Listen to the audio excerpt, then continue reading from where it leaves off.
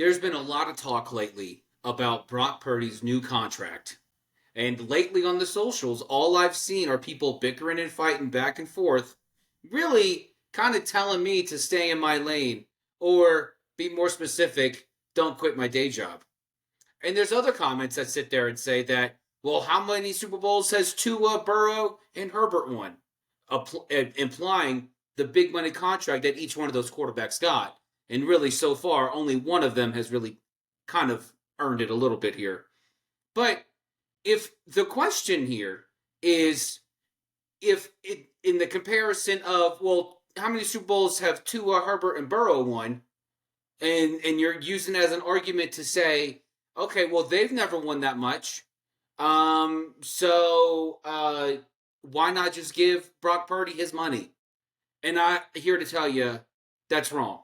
It's wrong, okay? Just because you raised one kid and he was a latchkey kid and he got addicted to meth doesn't mean you can sit and he turned out fine. Doesn't mean you can move to a worse neighborhood, say, here, kid, here's more meth, but your older brother turned out just as well. Good luck. You cannot just start giving away money to these quarterbacks just because that's what the price is.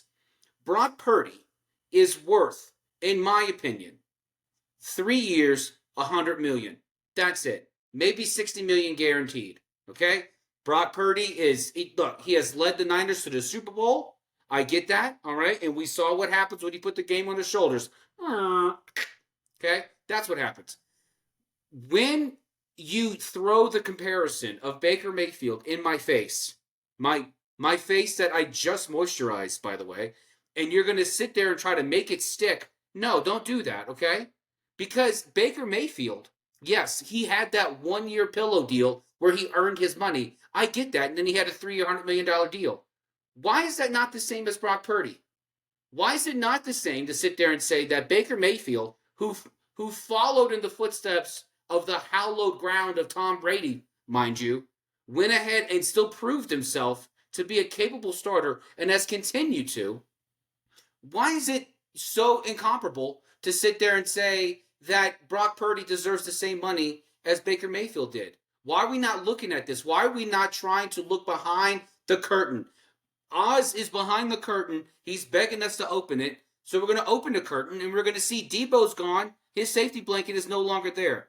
And then Trent Williams, they're already trying to manage the workload of the second most important position of the offense. You cannot manage the workload or go into the season trying to manage the workload of your left tackle. You can't do that. If you do that, you are a moron. And you are the one who's trying to build his house with straw on top of the San Andreas fault line. All right? You want to, go ahead, do that. That's fine. Don't let the spare needle hidden in the straw hit you on the way out. But do not sit there and say that Brock Purdy should either, one, get Mahomes money, because that's just asinine, okay? Two, that he should get money that Burrow, Tua, and Herbert got just because they got it. No, remember, go back to my meth kid illustration. And then 3 years, $100 million is exactly where Brock Purdy is in this whole grand scheme of things. If we want to see who Brock Purdy is, you have to have him earn it. You cannot just give him the money. And to sit there and say that, oh, well, he did lead him to the Super Bowl. Well, so did Joe Burrow, okay? How's that working out for the Bengals? Joe Burrow's really lighting it up, though. Joe Burrow lights it up better than Brock Purdy does, okay? But he's on a terrible team. The Niners are a terrible team, too. And Brock Purdy, while he put up some nice finesse numbers, it was never going to be enough just being on his shoulders. Joe Burrow kept his team in the playoff line. Brock Purdy managed the games that they won. That's it. So, final verdict, Brock Purdy, 3 years, $100 million, $60 million guaranteed. It's as high as I go. That's the final judgment. Guys, we have a great show for you today. We're going to talk NFL today. I know, right? And we are going to get into our Fix of 6. This is your Thirsty Thursday edition of Box Scores and Bourbon. Look at the box scores. Box Scores and Bourbon. We check each other's box scores scores. He scores online. Baseball, box scores. So football, baseball, basketball, soccer, hockey. Box scores in bourbon. All right, Manny. JB, Let's cheers ourselves in. cheers. Clink, clink. Cheers. Cheers, everyone. Radio, clink, clink, clink. I had to check my watch to make sure that we were talking NFL in March because God forbid the football conversation ever ends. But you made I loved your metaphor with the meth kid. You never if parenting has taught me nothing because I am not a parent, it is that you don't take the lessons from one mistake and follow them on to the next child. That's why they say the third child is the perfect child because you have 2 times to mess it up. I'm the third child. Just throwing that out there. Child's always the favorite. So That's also I'm also the third child. I was the furthest from the favorite, even though I was the third of my dad's kids, but the first from his second wife, which made me, and he didn't want contact with the other two. So I was the first kid. I was never the third kid, which would have been great because, I don't know, it would have made the beatings more enjoyable, I guess, if I was at least the third kid. I don't know. You took this such a dark turn. You gave this such a dark, gory turn. Let's bring it back. Let's talk about Brock Purdy for a minute. There's two Yes. things. There's 2 things that I wanted to talk about when it comes to Brock Purdy's contract. One, the fact that any time a household name is due for a contract, the go-to response for the contract is, well, you got to pay him higher than the highest guy out there. And that is just setting up a failure for the organization just because of the salary cap situation that we have going on. And I know the Eagles have proven that salary caps are only as fluid as your team is as a whole, and you can do whatever you want with them. But at the same time, there is certain restrictions that you continuously put on your team by not being able to sign everybody to the type of money that everybody wants. That's number 1. Number 2, you made the point that I wanted to bring up as well. That is, just because that guy is making good money for whatever that franchise thinks he's worth, does not make your guy just as valuable just because he's done just as maybe as not even as much as some of those other players. There's some examples that you brought up that maybe you can say are hand in hand comparable. Joe Burrow and Brock Purdy have both been to a Super Bowl. They both lost that Super Bowl. So, I mean, I guess the playoff record is kind of along the same lines. Justin Herbert and Tua have never sniffed a Super Bowl. But what differentiates them from Brock Purdy is that we've seen Justin Herbert elevate his team regardless of what his coaching looked like and whatever offense he had in front of him. Just go back to this previous season when Justin Herbert had 0 well-known receivers and a running game that was barely developing under Harbaugh, and he still carried that team to the playoffs. Brock Purdy lost all his key players, and he ended up missing the playoffs completely. So there's already comparisons just on the skill level on why you should say maybe just because that's the going rate, that's not the going rate for this situation. But again, like I said, ultimately, I get stuck on the fact that the salary caps and the inflated costs that quarterbacks have nowadays, it's making it unfathomable to build a team around those type of contracts, in my opinion. I'm not a GM, but in my opinion, just seeing the numbers at face value, it seems like if you're paying 25% of your salary cap to one position, are you really expecting to build a really good team around that player? That's why you have to be able to rely on that player to elevate the rest of your players. A la Joe Burrow, he elevates his offense, sure, but at the same time, look at that same situation. You can only elevate your offense so much because you can't pay well-known players and skilled players across both sides of the ball to really make an entire team, which is what it takes to win a Super Bowl. Yeah, I agree. That whole point of view, the quarterback is there. That you look at the type of quarterback you have. You look at how he elevates his team. If he can elevate his team, if he can transcend whatever's going on the field, whatever deficiencies there are. Tom Brady did it all those years when he had no weapons. When you're converting college quarterbacks like Julian Edelman to be your number 1 receiver, and just being able to. I mean, it was what it was like some time before Randy Moss entered the picture. Randy Moss was not there with Tom Brady the whole time, and he was only there for a wink.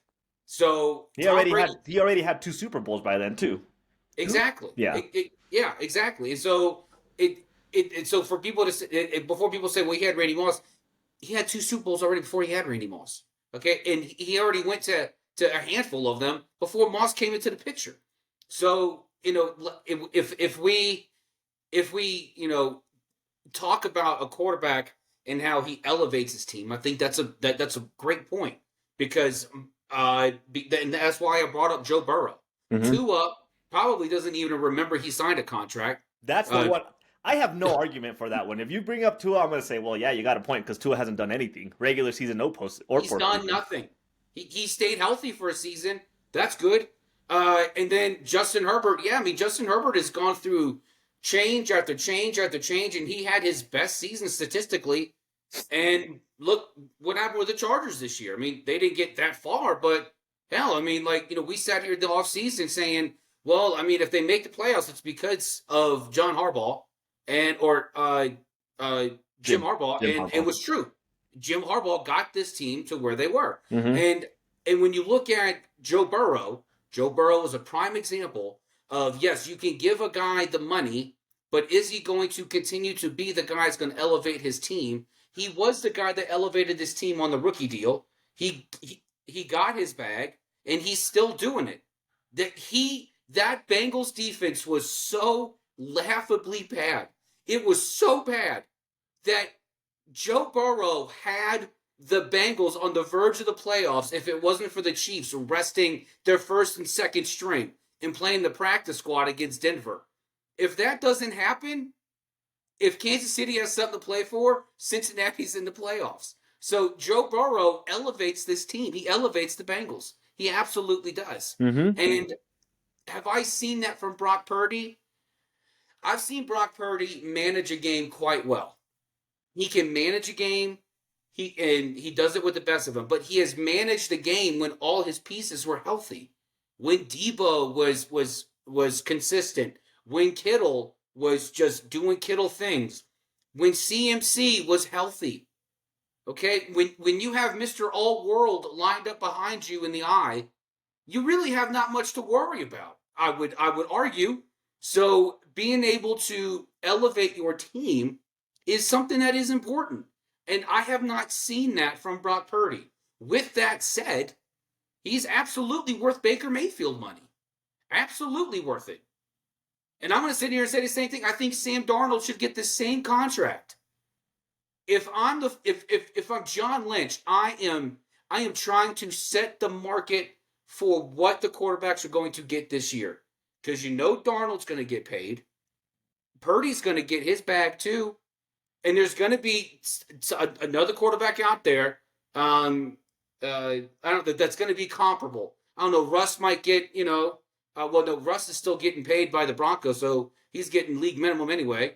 And Justin Fields might get, I don't know, 2-year, $25 million, something, probably, I guess. I don't know. But something comparable to what maybe a 3-year hunt on that trajectory. So if I'm John Lynch, I am starting there. That's where I'm starting. And I'm not going any higher than that. If I was John Lynch, I'd take the approach of, here's $120 million. Every time you say no, I'm going to take off $10 million until you say yes, because that's what you're worth. Yeah, I mean, it is a great story, and I think people conflate the narrative with what we see on the field. Yes, he was Mr. Irrelevant. Yes, it's a wonderful story. Yes, he kicked Trey Lance, the number 3 pick, out the door. So now he can just slum it out in D-Town. But let's not confuse where he's gotten, like from where he started to where he is now with what he's worth on the field. You can't conflate the two. And I think that's what's happening. Here's another point about Brock Purdy on this contract situation. He's 25. If you said yes to a 3-year deal and somehow you fall off a cliff in 3 years, you weren't deserving of that money. But at the same time, if you take a 3-year, $110 million contract, you're going to be 28. You should still be going into a great position to get a max contract, reset the market then. Because if you set the market now, you're only putting that much more pressure on you. And then you only really get one solid bag because you're not going to sign another huge contract in 5 years if they give him a 5-year contract. If you're 28 going into free agency or last year of your contract and you balled out, you are in a hell of a good position to make a lot of good money your entire career instead of that one contract that a lot of players tend to get. You get one contract. If you're really, really good, you get 2 big contracts, but that's not really something that's that common. You get one chance at get your money. Get it when you're going to be entering your prime. Why rush something if you really believe that you are the guy that you have put on the field that you are? 28 years old will be more than enough time for you to make a lot more money than you could make right now. But I mean, ultimately, every player, I'm not going to judge every player for wanting to get their money right away because every player should strive to get all their money. But there's a little bit of strategy that you should be taking with this approach. And I think Birdie's in a good position to be able to play that strategy and play the long game just because of how long he's been in the league, the type of success he brought to the franchise early on to prove that he can be a franchise quarterback. He's in a great position to play the long game with that team. Yeah, he is. Yeah, and so kind of just closing this out. Being able, you look at a guy like Kirk Cousins, who agented himself to $500 million, and on 3-year contracts. Yeah, like he was. It seems like so long ago, but Kirk Cousins was the first guy to get a fully guaranteed deal. Yep. Kirk Cousins. Yep. Kirk Cousins. Did you hear me? World. Kirk Cousins was the first one in a time when Tom Brady and Peyton Manning and Aaron Rodgers, Ben Roethlisberger, Russell Wilson, hell, even Eli Manning. These were humans that were walking on the planet playing the same position he played at the same time he was playing. And Kirk Cousins was the first one to agent himself to a fully guaranteed deal. And he's continued to do it. Yeah. That's been one of the most analyzed contracts or really careers ever because Kirk Cousins, and we're not necessarily taking a deep dive into Kirk Cousins, but the level of play that he's consistently shown should not have matched up with the type of contract that he kept getting, but he kept getting them. And that's kind of like the point to tie it back into Brock Purdy. Just keep getting contracts and keep doing your 3-year thing. Yeah.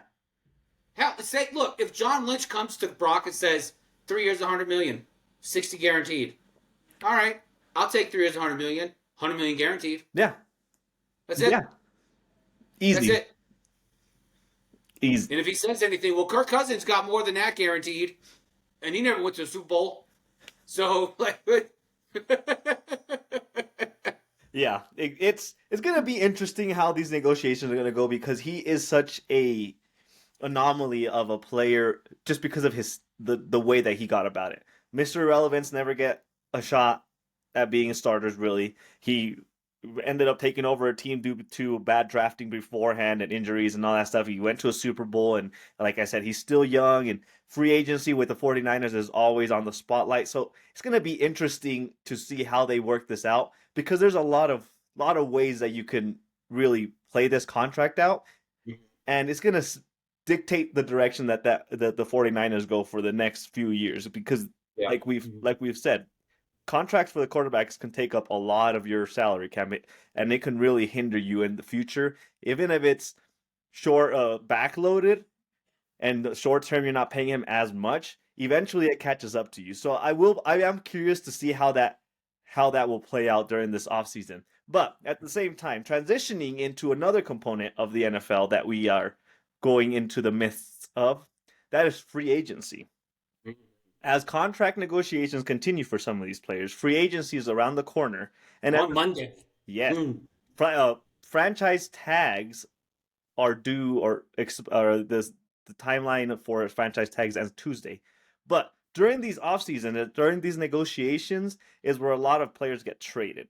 And there's a conversation that I wanted to have with you about the certain type of requests that have been happening across Mhm. the offseason, which is the NBA style publicly requesting a trade from your team. Yeah. There's been 3 that I can think off the top of my head that have currently popped up in this offseason. It started with Deebo Samuel requesting a trade, ultimately getting traded to Washington. And now we have Myles Garrett kind of around the same time as Deebo asking for a trade, and he's still with the Browns. And as of, correct me if I'm wrong, yesterday we have DK Metcalf asking for a Mhm. trade from the Seattle Seahawks. Yeah. So let's start by asking you, JB. What is your current feeling about players requesting for a trade in the NFL?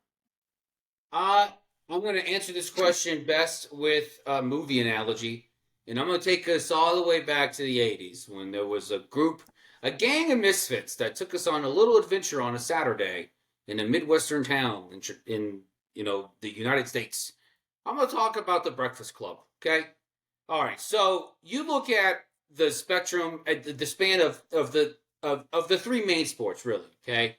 As much as hockey is near and dear to my heart, there's not a lot of people that pay attention to hockey, which is sad. It's a tragedy. It needs to be bestowed by Trump as some national thing. He needs to have an executive order. Everyone watches hockey. But let's do this. I'm going to compare the NBA, the NFL, and Major League Baseball to Judd Nelson, Emilio Estevez, and Anthony Michael Hall. Okay, so you look at baseball. Baseball is boring. Oh, I'd rather watch paint dry. Oh, I have a better time watching my grass grow. Yada yada. Yeah, you know what? Also doesn't happen in baseball. Players publicly demanding to be traded. Anytime a player gets traded to a new team, signs with a new team, whatever, they are like, hey, I've always wanted to play for the city. This is great. I can't wait to meet my new teammates. This is awesome. Even when they're on the flailing team, you never hear players out there in public saying, I wish I wasn't here. I wish I was somewhere else. Whoa. Okay? In the NFL, and so for Major League Baseball, that's Anthony Michael Hall. Okay, he's the nerd. He's the quiet one. He's the one writing the letter to the principal, telling him, "Hey, we had a great time. Thanks for inviting us to your soiree, spending time with us. It was really great to get to know each other and know myself on the inside." That's Major League Baseball. NFL is this. The NFL is Emilio Estevez. Okay, Emilio's character thought he was this bad boy. He thought he was so talented. He thought he just ruled the world. And then he starts to think, maybe I'm not as bad as I think I am. Maybe I am. Maybe I need to exert some of my power, I guess. I don't know. He doesn't understand the boundaries because he doesn't push them enough. That's the NFL.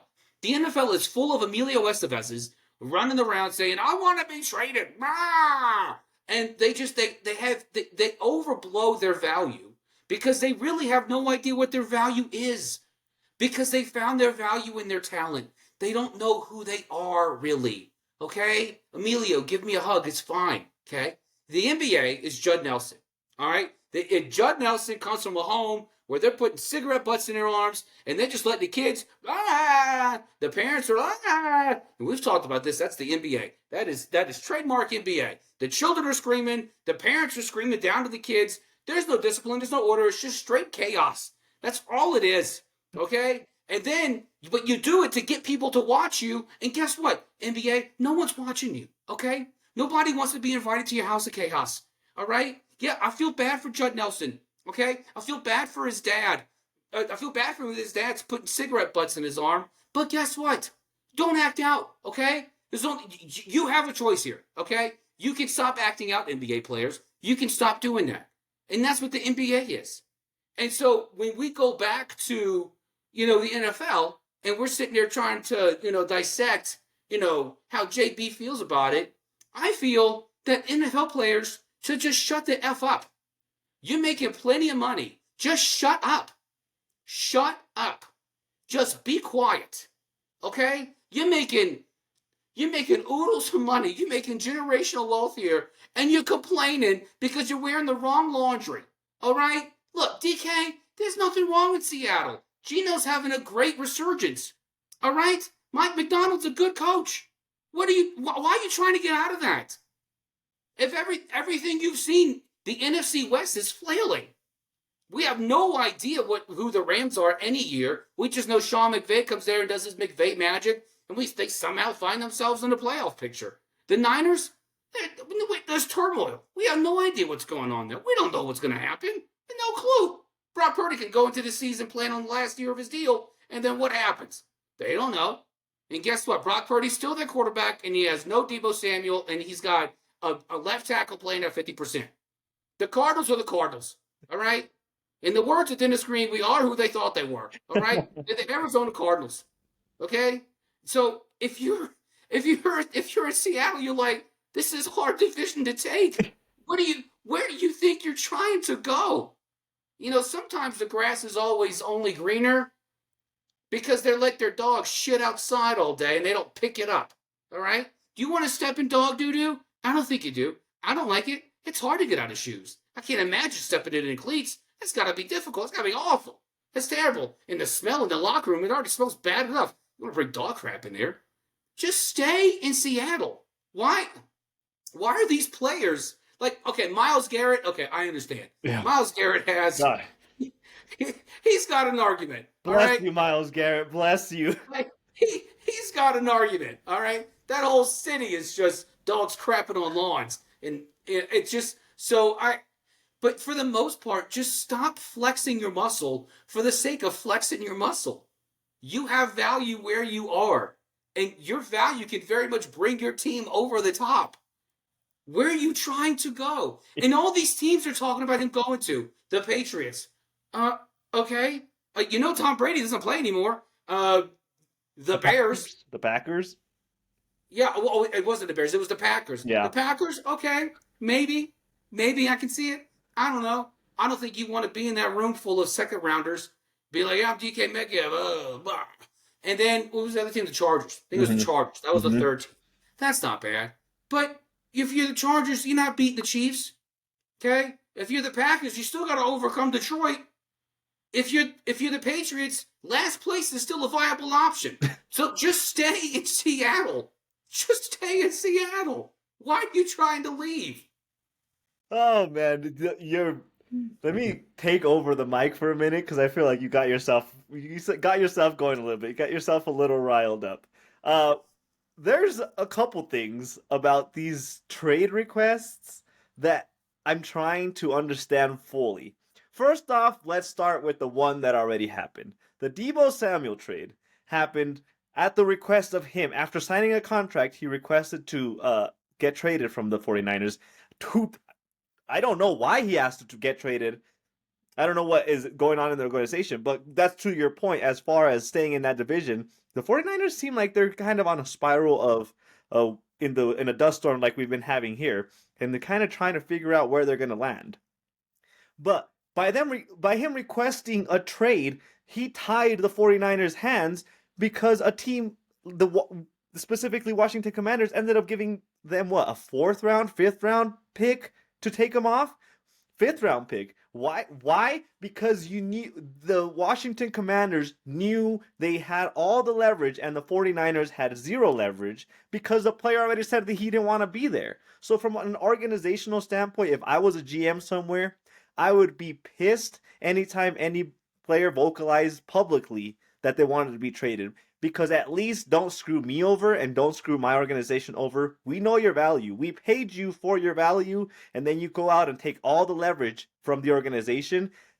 The loyalty thing, I always bring up the loyalty thing, but if I'm the 49ers GM, I'm saying we took care of you. Why are you putting us in a position to make us worse because we can't get anything for you because you decided to make this public and take all aspects of the leverage out of our hands?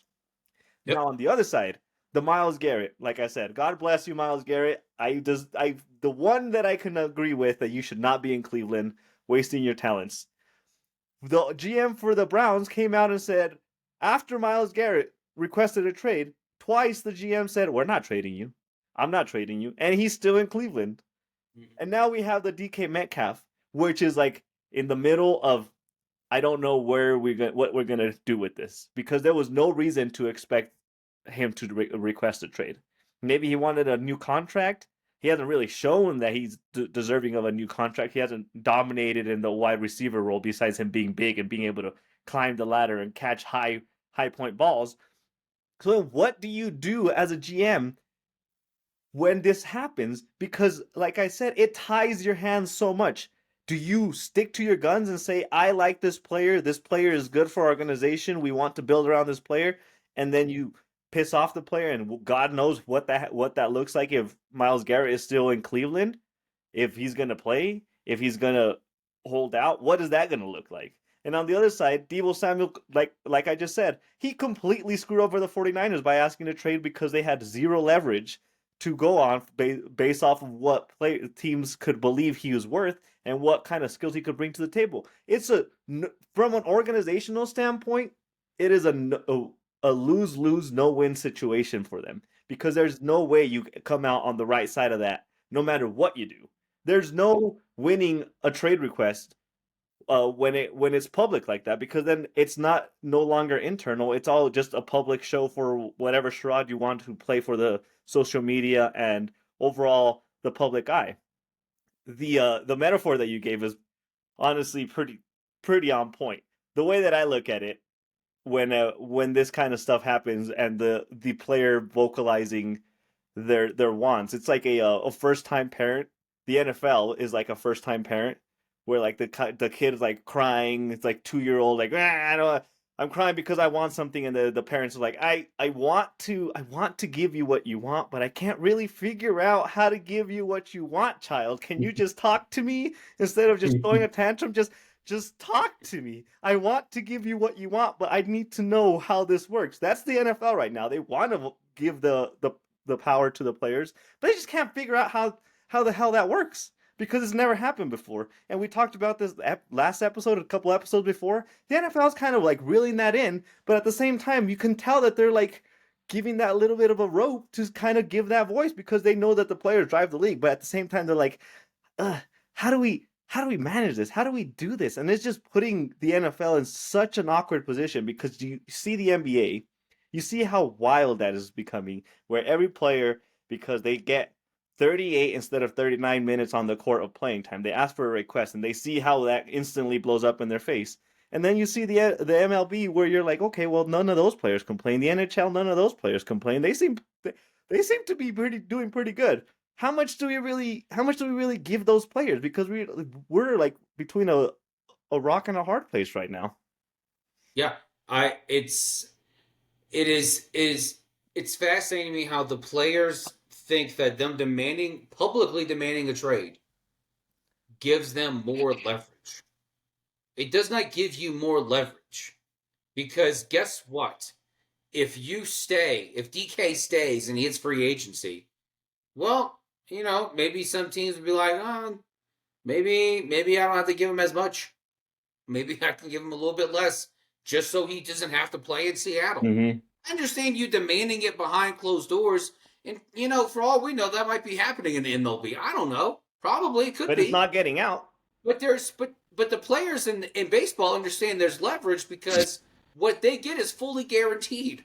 So if you're going to sit there and say, I love it here, that other team X is going to be like, yo, we need to sweeten the pot for this kid, because he does not want to leave. We need to give him whatever he wants. Yep. All right.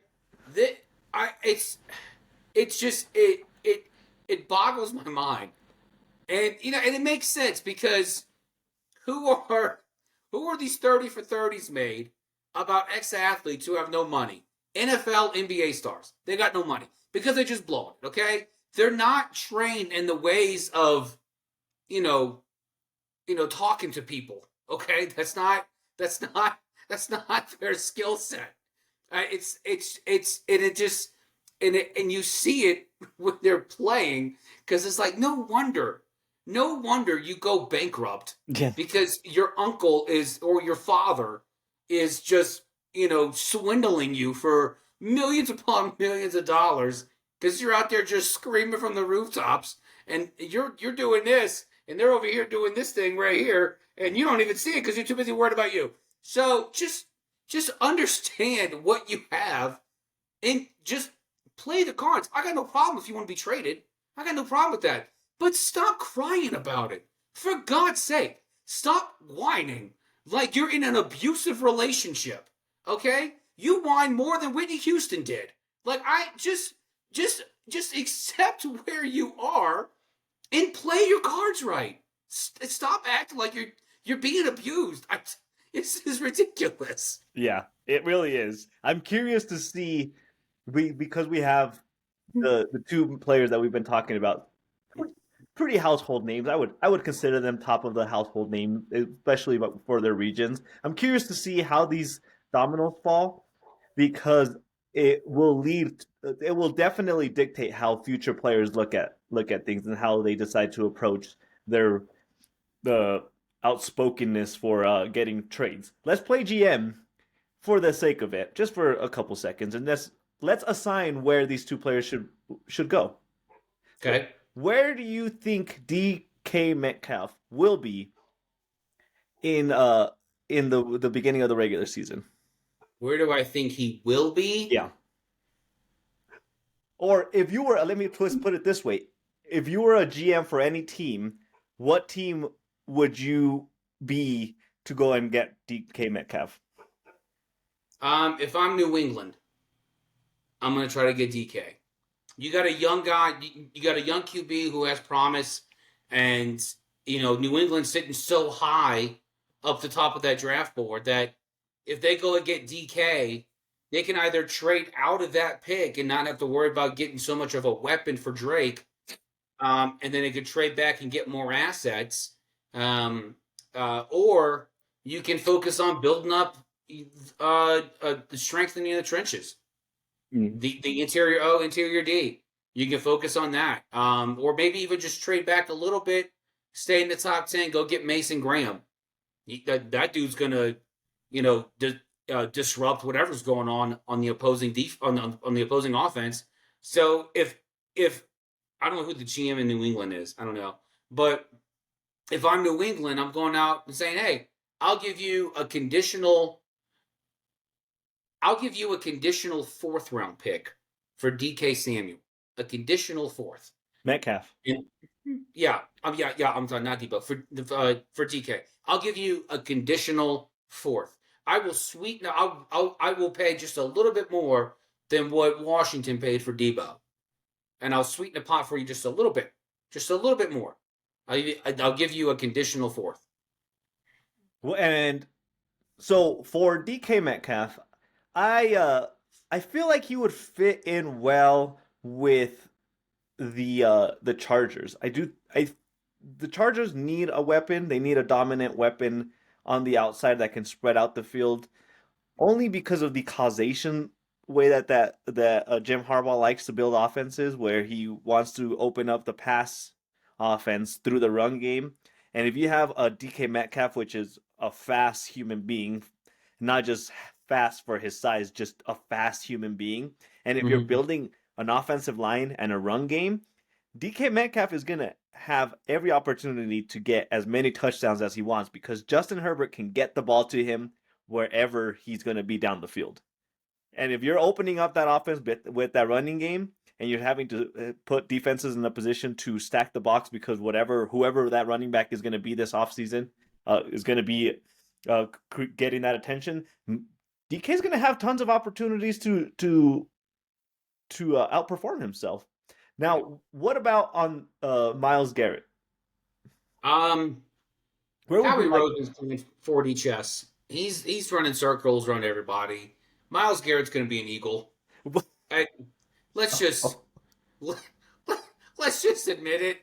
Let's just admit it right now. He's going to be an Eagle. That's it. I hope not. God. The team I think who should go out and get him, and this kind of plays into what we're going to talk about next.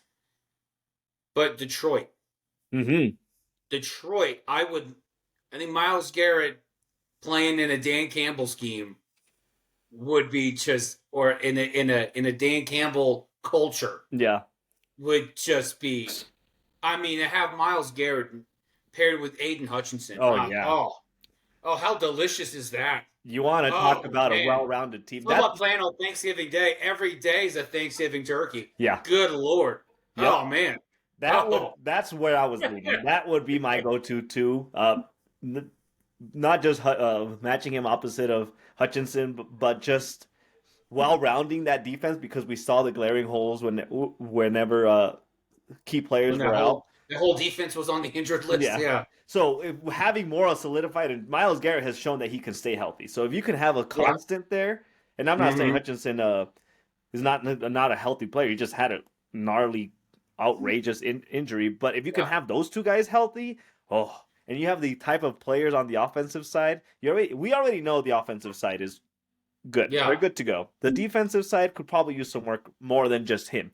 But just imagining him on that line, on the opposite side of Hutchinson, they would both be getting double-digit sacks. Let's be honest. They would be dominating that line. There would be no run game happening against them. There'd be multiple 3, 4, 5 sacks per game, every single game. It just seems to be perfect. And they seem like Cleveland and Detroit just have this nice little bromance going where they just like trading players with each other. Jalen Smith that got traded in the middle? No, it was was it Zaire? Somebody. Yeah, it was a defensive end in Cleveland. But they seem like they seem like they have a good bromance where they don't struggle making deals happen. So that would be my go-to too. I feel like that just makes a match made in heaven, especially with the gnarliness that Dan Campbell brings to that team. He feels like he would fit really well with the aggressive nature and the aggressive culture that the Detroit Lions are building. So Darius Smith. There we go. That's Darius. Yeah. I knew Smith. I couldn't think of his first name. Either way. So that's our little GM moment. But now it is time to dive into a new segment that we want to talk about. And we're going to start with the teams that we just talked about for the last few minutes. Let's kick off our new segment called Buy, Balance, or Blow It Up, JB, where we analyze every division for this year, what their offseason should look like, and whether they should buy, bring in more pieces, build on what you got going, balance, stay to the ship, sign the players that you have, keep doing what you're doing, or just straight up blow it up, start from scratch, and figure out what's going to happen in 2026. And this episode, we are starting with the NFC North, with the Packers, the Lions, the Vikings, and the Bears. As a reminder, we had the Detroit Lions win that division, get the number 1 seed, the Vikings right behind them, and the Packers, and at the very bottom, the Bears. So let's start at the top. JB, the Lions, should they buy? Should they find balance? Or should they blow it up? They should buy defense. That's what they need. Go out and buy a defense. And not just a whole new defense. Buy pieces on the cheap that you know that if it came down to it, they could actually come in and they could and they can contribute right away. We saw the injury bug in Detroit. We saw just how decimated that defense was. And God bless Aaron Glenn for the job he did with that second and third string defense that he hobbled together. My goodness, everybody was hurt. So if I'm Detroit, I am going to buy, and I'm going to buy defense. For me, I'm going to go with buy too, but I'm going to phrase it this way. They should buy depth. Go hire the best scouts you have out there and find those golden nuggets deep in the crevices of wherever you found them on the offensive side. Go buy some depth for your defense for the same reason you just said, because injuries are not going away anytime soon, and there's always an injury plague with some team. The Lions were, I would consider, an anomaly for the amount of injuries that they received. They got this last year, but they need to find great pieces that can hold their own whenever injuries happen from their starters. So I'm going to go with buy depth. Moving on to the Vikings, JB. Should the Vikings buy, find balance, or blow it up? They should buy, but more specifically, buy in to J.J. McCarthy as your starting quarterback. You say, Sam Darnold, thanks for the memories, but JJ's the future here, and we are going, and Justin Jefferson's already on record saying, I don't care who the quarterback is. I don't care. So go out into this offseason and you buy into J.J. McCarthy. Nice. See, I'm gonna go with balance with Vikings. Why balance? Because they don't seem to be missing too many pieces. The coaching staff is in place. You drafted your young quarterback. You need to find balance with that quarterback. Quit giving all this turmoil in the offseason. Come out in public and say we're not gonna sign Sam Darnold. Quit playing this game with your first round draft pick as far as whether he's gonna get traded and you're gonna keep Sam Darnold. Just find balance by telling JJ McCarthy, we're going with you. We have the pieces in place. We've drafted you. We're gonna find balance and build the offense around you as our future quarterback. So balance for the Vikings. Keep your balance with what you have already built in place. Next, the Packers. Buy, balance, blow it up. Balance. What I think would be a mistake is to look at how this season ended, how it played out, and to say, oh, we need more. Well, no, what you need now is just to trust and rely on the experience of Jordan Love's true second season. Him being able to go in there and to, learn kind of, the pitfalls of just what it means to fail.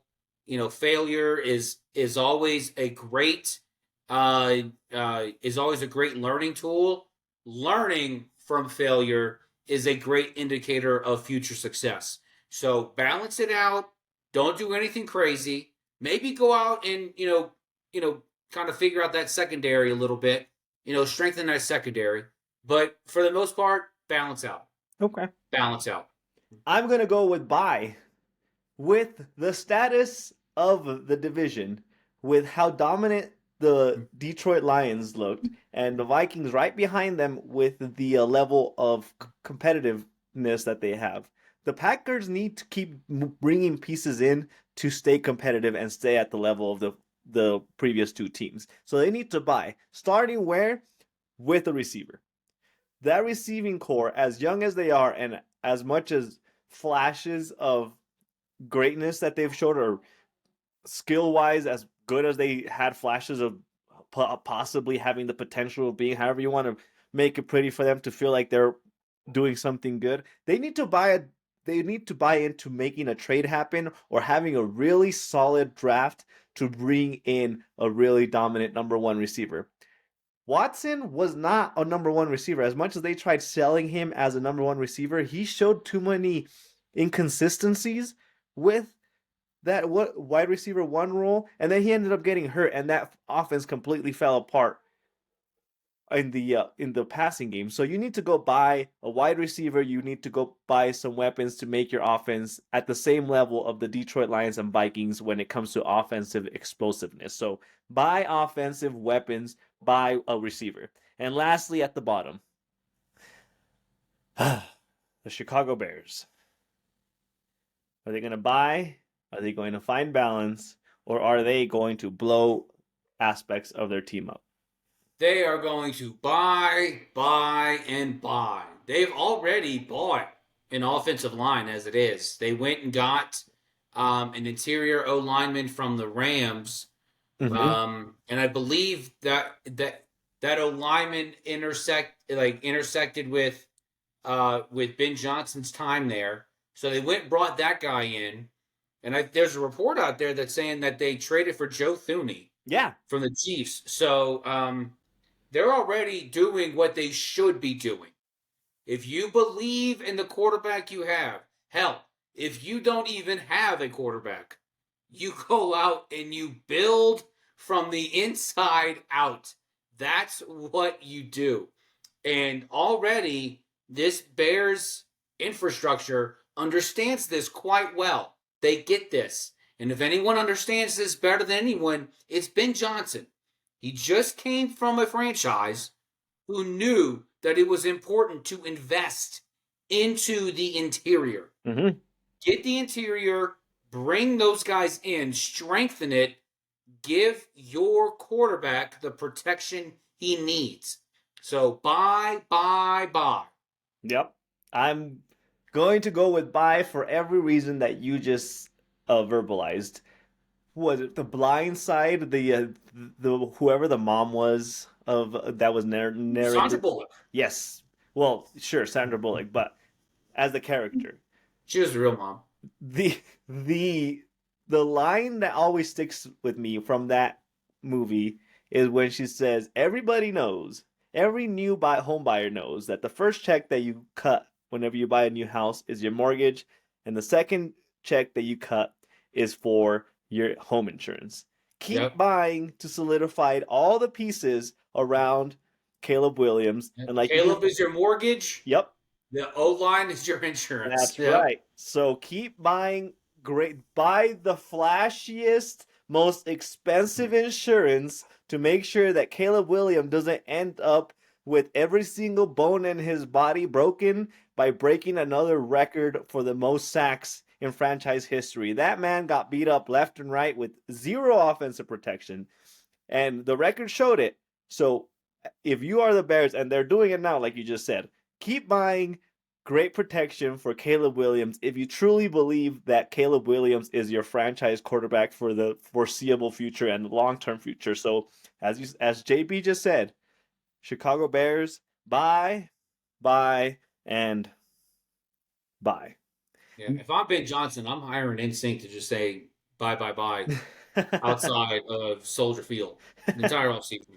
Yeah. That's all they're doing. That's all they're doing. Yep. Put as many flashy marketing signs as you want to find. Put a hiring. Except not this. It's more like this. Bye. Right there. Just like that. That's it. That's all they're doing. That was beautiful, JB. That was amazing. Thank you. And that wraps up our first segment of buy, balance, or blow it up. And we didn't have a single team that we thought should blow it up in the NFC North. But we will see what comes next week as we jump to the AFC North and talk about those four teams and how their future should look. On that note, JB, as we come closer and closer to the end of our episode, it is time for our favorite segment, which is the Fix of Six. Your Fix of Six, I'll have you know. This is for all our viewers. This isn't for us. This is for our viewers to get quick snips of 6 major stories that we feel you need to hear about. So, JB, take it away. We're doing this for you, for the water cooler folk. JB's Fix of 6, number 3. President Trump came out and said he is going to pardon Pete Rose. Now, I don't know if he's going to pardon Pete Rose from the bad taxes that he had in the 80s, or if he's going to pardon Pete Rose for the MLB in general. So, what's interesting is, well, while it's a nice sentiment that he's going to sit there and, posthumously, pardon Pete Rose if it is for baseball, which I think it is, it's a nice sentiment. Donald Trump does not run Major League Baseball. Sadly, no, he doesn't. Bobby Manchild does. But let's just go with this. Pete Rose said this. The next day or 2 days after, the baseball people have said that they will consider Pete Rose's case, which means they are going to look at it, they're going to open it up, they're going to hopefully reconsider bringing him back in. And I gotta tell you, for a guy who didn't cheat for his stats, it's ridiculous that this man should be banned from baseball for his entire life. I get it. His attitude wasn't the best.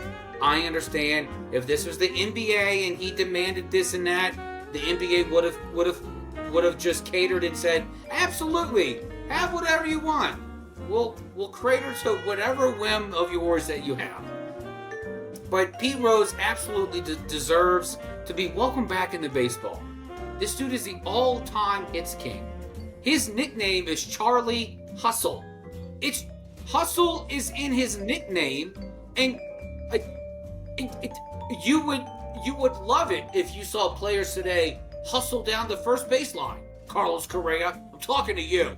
Just let the man back in. I'm not saying you gotta let him into the Hall of Fame. That would be nice. I would love that. I would love to see Pete Rose plaques and memorabilia in Cooperstown. That would be awesome. But at least lift the ban. It's idiotic. It's stupid. And honestly, if anyone deserves a ban, it's someone like A-Rod, who when we had drug testing, he still cheated multiple times. So just let the man in. JB's Fix of 6, number 2. Segues right into my next one. The Baseball Hall of Fame Committee has come out and said that they are considering that if a player is not on at least 5 of the 16 ballots that of the Hall of Fame ballots, they are not allowed to be considered for the next 3 consecutive ballots. The same goes for the Era Committee. Now, I'm not saying that this has anything to do with Pete Rose, but it does seem to be a little bit retaliatory to, if you let Pete Rose in, then you have to draw the line somewhere, and it might be for steroid users. Now, I've sat up here, and I have been a staunch defender of steroid users in the 90s. Faye Vincent did nothing. Bud Selig did nothing. Bobby Manchild did something, but it was well after that wonderful summer of 98. Mark McGwire and Sammy Sosa deserve to be in the Hall of Fame. I'm a Cubs fan, for goodness sake, and Sammy Sosa was far from my favorite player. But for me to ignore what that man did for Major League Baseball would be a crime and a travesty, and I would be considered a hypocrite for doing so. But again, not saying this is a preliminary to stop the advancement of PED users, but it seems that way, and it seems awfully convenient. It's coming on, this news is coming on the heels of them reopening Pete Rose's case. JB's Fix of 6, number 1. And I forgot what it was, but I'm going to do one off the top. Stephen A. Smith just got his new contract for ESPN. It's 5 years, $100 million. I get it. Whatever. Okay, awesome. But remember the times ESPN used to mean, it used to be Spanish for sports? I'm starting to think ESPN is Spanish for victimhood, because there was nothing but people on this alleged sports network that just talk about things that have nothing to do with sports. And I bring this up because Stephen A. Smith's contract allows him the flexibility to talk about politics. Why? Why are you talking about politics on a sports network? What are we doing? Why can't we just have nice things? Why can't we have nice things? I just want to be able to watch a sports network that talks about sports. I don't care what your personal feelings are about Ukraine or about Trump. I could give 2 craps about that. When I'm watching ESPN, it is just talk about the sports. Why do you need this? Anyway, Stephen A. is going to get his money. He's going to talk about why he's muzzled. You know, he's going to attribute it to racism or some bullcrap like that. Let's just go back to sports, please. I'm begging you. Let's go back to just talking about sports. That is JP's Fix of 6. Manny, JB, you're over here talking about how you just want to watch ESPN and talk about sports. I feel like that ship is long gone for you. You do It not. is. You do not It is. like. I'm just. You don't, Why does it exist? you Why don't- does it exist? You don't like ESPN. You do not believe in anything they are No. building. I don't think Stephen A. Smith's contract terms and conditions would have made a difference on that take. But on Manny's fix of 6, Manny's number 3, Jimmy Johnson announced that he was going to retire as a broadcaster for Fox Sports, or Fox, from the NFL talks that he had. Congratulations to Jimmy Johnson after 31 years of being a football analyst for Fox. Here's what I want to throw out into the universe. Why can't Jerry Jones call Jimmy Johnson and say, hey, you're only 81, I'm 89 going on 200, do you want to run my franchise and kind of tell me what is the best way to find good players? Jimmy Johnson, as a coach, seemed to know how to build a team pretty damn well. References 2 Super Bowls with the Cowboys in the 90s. He left the Cowboys in 93, 94, and ended up going into broadcasting, and the whole drama happened where Jerry Jones was salty with him, and he finally put him into the Ring of Honors, what, two years ago? Maybe even last year. But if you have put Jimmy Johnson into your Ring of Honor and supposedly buried the hatchet with him, I'm not asking you to hire him as your head coach, Jerry Jones. I am asking you to make him, or at least call him and ask him to be some type of director of player personnel and have him help you bring in a championship to Dallas, which is your dying wish as you sunset into your career as the leech of the NFL ownership. Jimmy Johnson, congratulations. I am glad that you got a fruitful career in the coaching world and in the broadcasting world. But if Jerry Jones calls, take his phone call.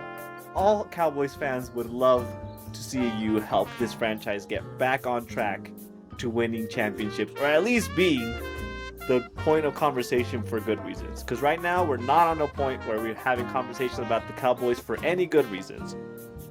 On Manny's fix of 6, number 2, I'm taking us to the college basketball world as we get ready for March Madness. Why am I taking us to the college basketball world? Because Adrian Wojnarowski, who is the general manager, athletic director for St. Bonaventure, had an auction recently to auction off some of his phones and paraphernalia from his time as being the NBA insider. And now I have some mixed feelings about this, and I kind of vented to JB before we jumped onto the episode about my mixed feelings. It's cool, superficially, to be saying that somebody can have the phone and the credentials and the little name tag that you got from having insider access to all these special NBA events. It's cool to have that kind of stuff. But Woj, I'm sorry, dude. You are like, your community is about that big. Only people that are really committed to the NBA and to basketball talks really know who Woj is, and the term Woj bombs has a meaning to those people. For you to come out and auction off your phones like they're supposed to be, I don't know, Michael Jordan's sneakers or Michael Jordan's sneaky socks, you're not at that level, dude. I saw the going rate for how much your phones went to, and maybe that was a little bit of a realization. He auctioned off 3 or 4 of his iPhones that he used to break the news whenever major things happen in the NBA world, including the Victor Wembanyama and the Anthony Davis news whenever it broke that he was going to get traded to the Lakers. That's all cool and dandy. I get the sentimental value about it, but one, like I said, you're not really at that point outside the NBA community to be acting like you're going to make millions off of auctioning off some random ass iPhone. Excuse my language. And number 2 on my points for him, it's just, are you leaving contacts on these phones? Like, every time I turn in a phone, I factory reset it and give nothing to these people. If this is a fact, if I was buying one of these phones because I was that committed to having some sort of Woj bomb memorabilia, I would expect at least one good phone number to be attached to that contact list. And if it's not, I'm gonna be a very upset person, because then I'll just say I have a phone with no content in it, and that does not sit well with me. And on Manny's number 1 fix of 6, Anthony Edwards, the player for the Timberwolves, had a recent interview where they asked him about, being the face of the league. Common conversation that we have in the sports world. Who is the face of the league? And he came out that said, I know that I'm capable of being that guy, but I really don't want to be that guy. Let me break some news to some people, and maybe even to Anthony Edwards. If you are saying you don't want to be something, you are not in line to be that thing. LeBron James did not come out in high school and say, I want to be the face of the NBA for the next 30 years. It just happens. It's like you try to convince a person in your world that you're a nice guy, and you walk up to them, a person that dislikes you, and you tell them, hey, I'm actually a nice guy. Guess what? That probably means you're not a nice guy. So if you're having to verbalize things, you're just not that person. Anthony Edwards, focus on playing basketball. You don't get to have a poll on who the face of a league is. And if you're not in that conversation already, maybe that train has passed, because that train, if it wants you, will make a stop for you and pick you up whether you want it or not.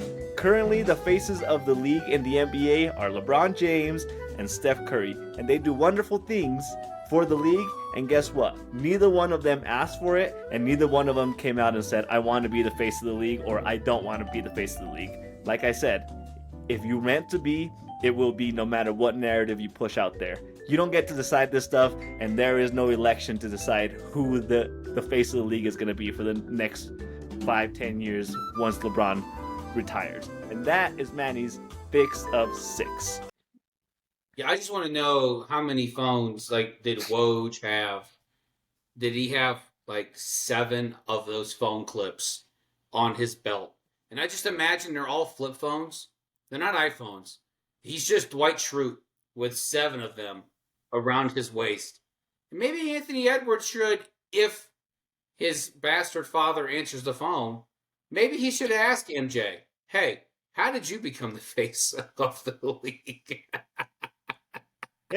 I can't grasp this whole. Well, I know it's mine for the grabbing, but I don't want it. That's not your call, dude. It's not your call. I would call Victor Wembanyama closer to being the face of the league than Anthony Edwards. And why? Because he's just doing his thing. Anthony Edwards, you're taking the time to acknowledge this type of story. It just doesn't make sense. Why even comment on it? I don't want it. It makes no sense to me. JB, get us out of here. Should be the next 2 faces of the NBA. It should be Shea or Giannis or the Joker. It should be one of those 3. They should be the face of the NBA. One of those 3. That's it. There you go. So, what were you drinking, JB? So I had a Redwood Empire bottled in bond that I had sipped on previous episodes of this pod. I went ahead back to Redwood Empire, but I got their bourbon, their Pipe Dream. It's very good. I don't know what the proof is on this. It doesn't tell me, and I'm very sad. But because it's not nearly as smooth as I'm used to, I'm going to say it's probably in the mid-90s, probably. And the stick I was smoking was a Liga Privada T52, right there. So this is I had to light it a little bit more than I'd like to, mainly because Drew Estates is infamous for rolling their cigars way too tight. So, but my wonderful wife bought me an electric humidor for my birthday, Nice. which is awesome. So this sat in the humidor. I bought it from Padres Cigar Lounge here in Corrales, and I also let this sit in the humidor for probably close to a month. I didn't have to light it nearly as much. It was a good smoke. Manny, what did you drink? I brought back a brandy, JB. Was drinking an homage. Ooh. It says very special on the bottle, so I was a victim of marketing because I thought they were talking about me, and I was yeah, very special. I don't feel very special after I drank it, so I don't know what the heck they're talking about. It's an 80 Depends on proof. who's holding you at the end of the night. It's an 80 proof brandy, and I've sat here and told you that I wanted to venture into my brandies a little bit more. They seem to be palatable, a little bit more palatable than bourbons, but I just don't like this one. I honestly, it's like, Probably because it's brandy. well, maybe that's the first mistake I made. Second mistake is probably that I bought an 80 proof one. It just doesn't. It almost tastes watered down, which probably Yeah. goes to the 80 proof aspect of it all. But I'm just not very impressed by it. Homage. I mean, Yeah. I'm not trying to bash a bottle, but yeah, I'm just not impressed. It's just it has a bitter taste to it, and then while you're Yeah. drinking it, it just tastes like watery. It's not what I look Yeah. for in any liquor, especially something dark like a bourbon or a brandy or anything like that. It's just not sitting too well. So we're gonna finish the bottle because I'm not gonna waste any alcohol, but I'm Yeah. not gonna sit here and recommend it to people if they want something stronger. It doesn't hit the spot. But that is what it is. JB, we're out of here. We're done. Tell people where they can find us, see our special faces, interact with us, and contribute to our content. You can see our special faces on YouTube, Spotify, Amazon, and Apple. You can contribute to the conversation on TikTok, Insta, and X on at BSB Sports 24. The full pod on YouTube, Spotify, Instagram. On Apple and Amazon is Box Scores and Bourbon. You can watch us there. You can also interact with us there. Leave us a like. Follow us. And then please keep interacting with us on the TikTok. We love it. You can please. The harsher the comment, the better. I relish it. Please, please. You don't know me at all, so just leave me the worst comment you can, and then I will respond, and then maybe you will get a glimpse into who I am as an individual. So just follow us, like us, leave us a review. It means a whole lot. Manny, until next time, stay thirsty. Cheers, everyone. We'll see you next week.